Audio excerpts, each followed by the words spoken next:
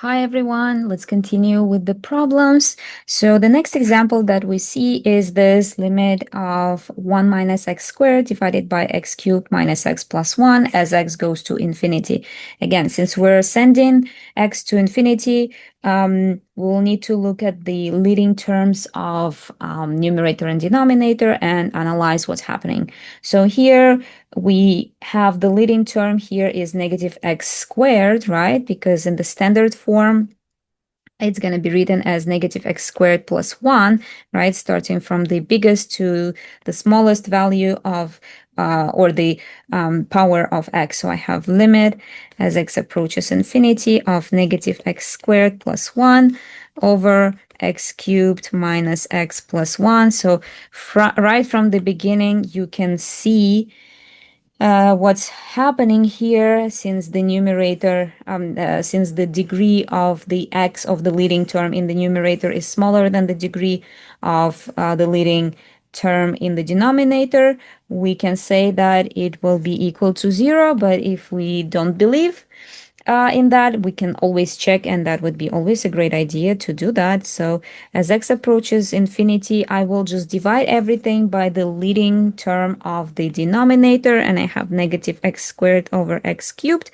plus 1 over x cubed over x cubed over x cubed minus x over x cubed plus 1 over x cubed. And as you can see, this x is gone, and we have just x in the denominator. This one stays the same.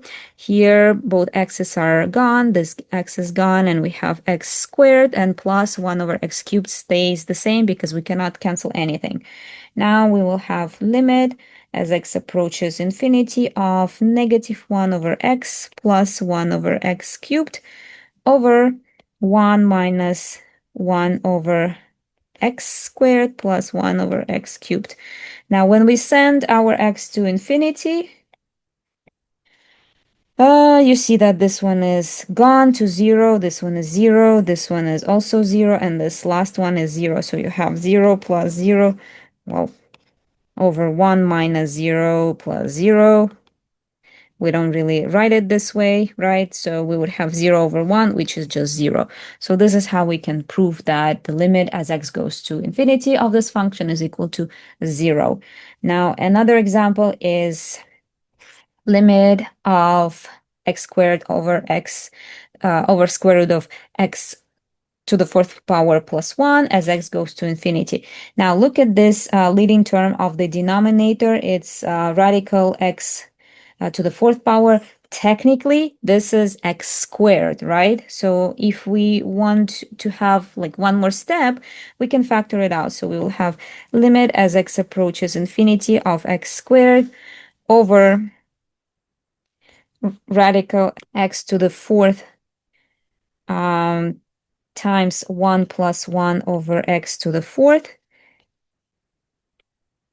radical of that. And then we can factor that, take that out of the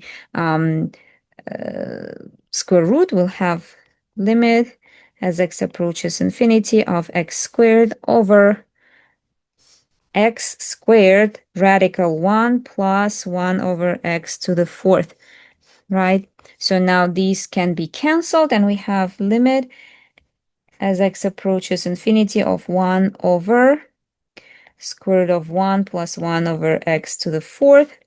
And now when we send our x to infinity, this term is gone, and we have just 1 over 1, which is equal to 1. So from the very beginning, you could look at the leading terms of this function and see that the coefficients are 1. So the limit would be the ratio of these leading coefficients, or you can do it this way where you explicitly show that you're factoring out that x to the fourth. Next example is limit as x goes to infinity of x plus 3x squared over 4x minus 1. Okay, the leading coefficient, the leading term here in the numerator is on the second place. So let's rewrite it in a standard form, and we have limit as x goes to infinity of 3x squared plus x over 4x minus 1. And we just analyze the top and bottom of the leading terms, right? So we have here x squared in the numerator and x in the denominator. Remember that when the power of the x of the leading x of the numerator is greater than the power of the leading x in the denominator, our limit is infinity. However, if we want to show it more explicitly, we can divide everything by the leading x of the denominator. You don't need to multiply by, divide by 4, just only by x.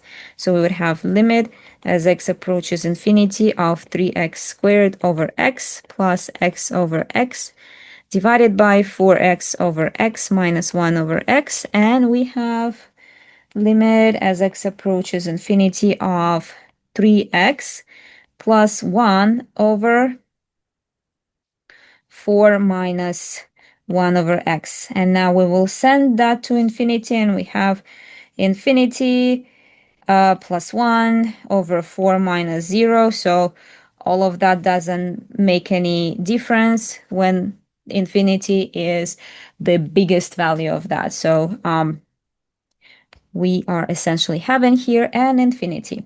Okay, the last example that I want to show you is this limit as x goes to infinity of e to the negative x plus 2 cosine 3x. Okay, so in this case, when we send x to infinity, this will be e to the negative infinity, which means that that's going to be equal to 0. And what happens if we send the x to infinity of the trigonometric function, of the oscillating trigonometric function? So this cosine will be oscillating between -1 and 1, right? So we do not know what exactly the limit would be here. So we say that it's D and E, or the limit does not exist because there is no specific point that cosine of infinity lands on, because it will always be oscillating between -1 and 1 until infinity and beyond. So this limit does not exist. And that would be it. Thank you.